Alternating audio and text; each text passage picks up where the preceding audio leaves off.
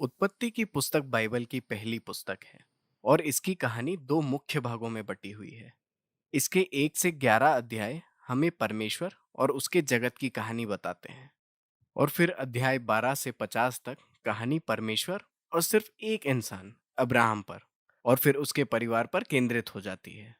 12वें अध्याय की शुरुआत में ये दोनों भाग एक कहानी की कड़ी से जुड़ जाते हैं। ये रूपरेखा हमें पुस्तक के पूरे संदेश को समझने का सुराग देती है और हमारा परिचय पूरी बाइबल की कहानी से भी कराती है। ये पुस्तक परमेश्वर द्वारा अव्यवस्था और अंधकार को अपने हाथों में लेने से शुरू होती है, जिसका वर्णन बाइबल के दूसरे वाक्य में किया गया है। परमेश्वर इसमें से सुव्यवस्था, सुंदरता और भली बातों को बाहर लाता है। वो एक ऐसी दुनिया बनाता है जहां जीवन फल फूल सकता है। परमेश्वर मनुष्य कहे जाने वाले इन प्राणियों को बनाता है, जिन्हें हिब्रू में आदम कहा जाता है। वो उन्हें अपने स्वरूप और समानता में बनाता है। उन्हें परमेश्वर के इस संसार में अपनी भूमिका और उद्देश्य को पूरा करना था। मनुष्य को इस संसार में परमेश्वर का चरित्र प्रदर्शित करने के लिए बनाया गया है। वो परमेश्वर के प्रतिनिधियों के रूप में उसके संसार पर राज करने के लिए नियुक्त किए गए थे, जिसका इस संदर्भ में अर्थ है कि वो इसकी सारी क्षमताओं का उपयोग करे, इसकी देखभाल करे और इसे ऐसा स्थान बनाए जहां और भी ज्यादा जीवन फल फूल सके। परमेश्वर मनुष्यों को आशीष देता है। ये इस पुस्तक का मुख्य वचन है। उसने उन्हें एक बगीचा दिया, एक ऐसी जगह जहां से वो इस नई दुनिया का निर्माण शुरू करे। मुख्य बात ये थी कि ये मनुष्य को ही चुनना था कि वो इस नए जगत का निर्माण कैसे करेगा। इसे भले और बुरे के ज्ञान के पेड़ के द्वारा दिखाया गया है।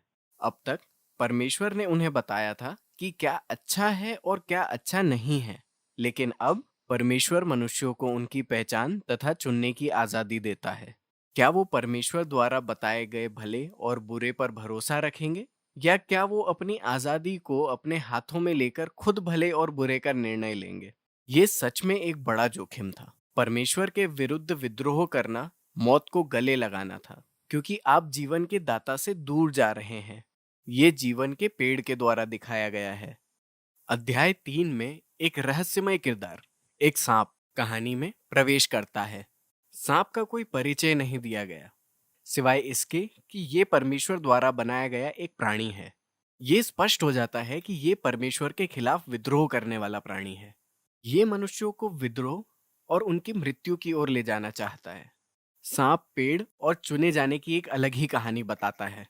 वो कहता है कि भले और बुरे का ज्ञान पाकर तुम मरोगे नहीं, परंतु तुम जीवन पाकर स्वयं परमेश्वर के जैसे बन जाओगे। ये एक भयंकर व्यंग था, क्योंकि हम जानते हैं कि मनुष्य पहले से परमेश्वर के स्वरूप और समानता में था। वो परमेश्वर के स्वरूप को प्रतिबिंबित करने के लिए बनाए गए थे। परमेश्वर पर भरोसा करने की बजाय मनुष्य ने अधिकार अपने हाथों में ले लिया। वो खुद के लिए भले और बुरे का ज्ञान पा लेते हैं और एक पल में पूरी कहानी नियंत्रण से बाहर हो जाती है। पहली दुर्घटना मानवीय संबंधों की हुई। नर और नारी को अचानक एहसास होता है कि वो कितने कमजोर हैं। वो एक दूसरे पर भरोसा भी नहीं कर सकते। वो वस्त्र बनाते हैं और एक दूसरे से अपना शरीर छिपाते हैं। दूसरी दुर्घटना ये हुई कि परमेश्वर और मनुष्यों के बीच नजदीकी का संबंध टूट गया, तो वो जाकर खुद को परमेश्वर से छिपाते हैं। जब परमेश्वर उनसे मिलते हैं, तो वो एक दूसरे पर दोष लगाने लगे कि किसने पहले आज्ञा तोड़ी। अब यहीं पर ये कहानी खत्म हो जाती है। यहाँ ऐसी छोटी कविताएं हैं जिनमें परमेश्वर पहले सांप को और फिर मनुष्यों को उनके कार्य के दुखद परिणामों के बारे में बताता है। परमेश्वर पहले सांप से कहता है कि वो अपनी जीत के बावजूद पराजय और पृथ्वी की धूल चाटने के लिए ठहराया गया है। परमेश्वर वादा करता है कि एक दिन एक बीज या वंशज स्त्री से पैदा होगा जो सांप के सिर पर घातक हमला करेगा। ये बड़ी खबर की तरह लगती है, लेकिन इस विजय की कीमत अदा करनी पड़ेगी, क्योंकि जब सांप का सिर कुचला जाएगा तो वो भी उस वंशज की एड़ी को डसेगा। ये इस घायल विजेता का बहुत ही रहस्यमय वादा है। लेकिन कहानी के प्रवाह में अब तक आप देखते हैं कि ये एक परमेश्वर के अनुग्रह का कार्य है। मनुष्य सिर्फ विद्रोह करता है और परमेश्वर क्या करता है? वो उन्हें बचाने का वादा करता है।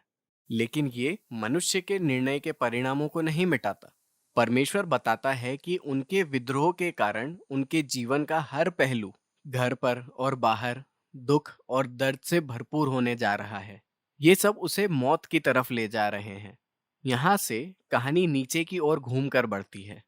अध्याय 3 से 11 तक विद्रोह की इस लहर को बढ़ता हुआ पाते हैं, जो हर स्तर पर मानवीय संबंधों को तोड़ती जाती है। यहाँ दो भाइयों की एक कहानी है, कैन और हाबिल। कैन अपने भाई से इतनी ईर्ष्या करता है कि वो उसकी हत्या करना चाहता है। परमेश्वर ने उसे चेतावनी दी कि वो ऐसी भावना न लाए, लेकिन वो ऐसा करता है। वो खेत में उसका खून कर देता है। कैन तब एक शहर बनाने जाता है, जहाँ हिंसा और दमन का राज चलता है। ये सब लेमेक की कहानी में वर्णित है। वो बाइबल में पहला आदमी है जिसकी एक से अधिक पत्नियां हुई। वो उन्हें संपत्ति की तरह जमा करता है। और फिर वो एक छोटा गीत गाता है कि कैसे वो कैन से भी अधिक हिंसक और प्रतिशोधी बन गया।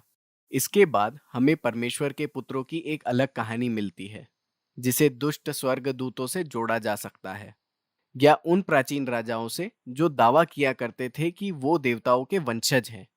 लेमेक की तरह उन्होंने जितनी वो चाहते थे उतनी पत्नियों को रखा, और उन्होंने पुराने महान योद्धा नेफिलेम को पैदा किया।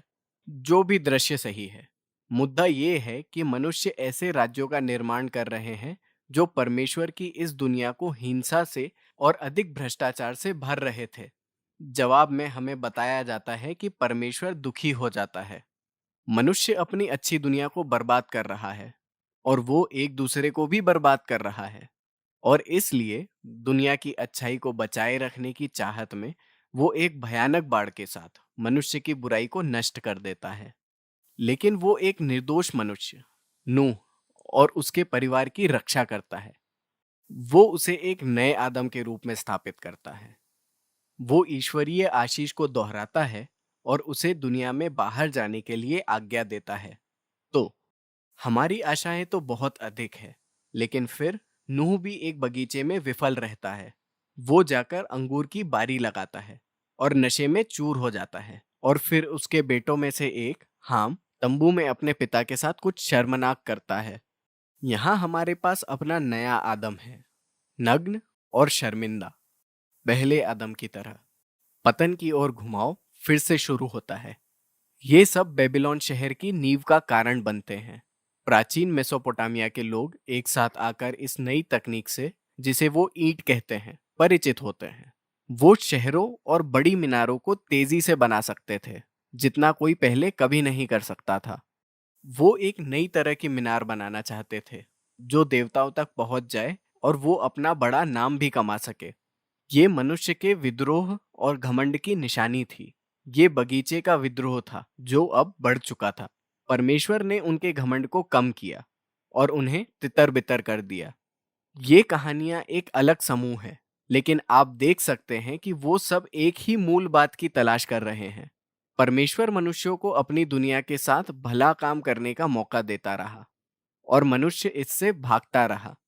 इन कहानियों का दावा है कि हम एक अच्छी दुनिया में रहते हैं, जिसे हमने बुरा बना दिया है। हम सभी ने भले और बुरे को अपने तरीके से परिभाषित करना चुना है। हम सभी टूटे रिश्तों की इस दुनिया में अपना योगदान दे रहे हैं, जो लड़ाई और हिंसा की तरफ हमें ले जा रहा है, जिसका अंत मृत्यु है। लेकिन एक आशा है।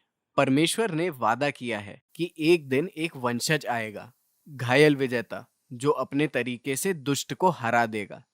मनुष्यों की बुराई के बावजूद परमेश्वर ने अपने जगत को बचाने और उसे आशीषित करने का मन बना लिया है। तो बड़ा सवाल ये है कि परमेश्वर क्या करने जा रहा है। अगली कहानी, अगली कड़ी इसका उत्तर देती है। अभी के लिए उत्पत्ति 1 से 11 तक यही है।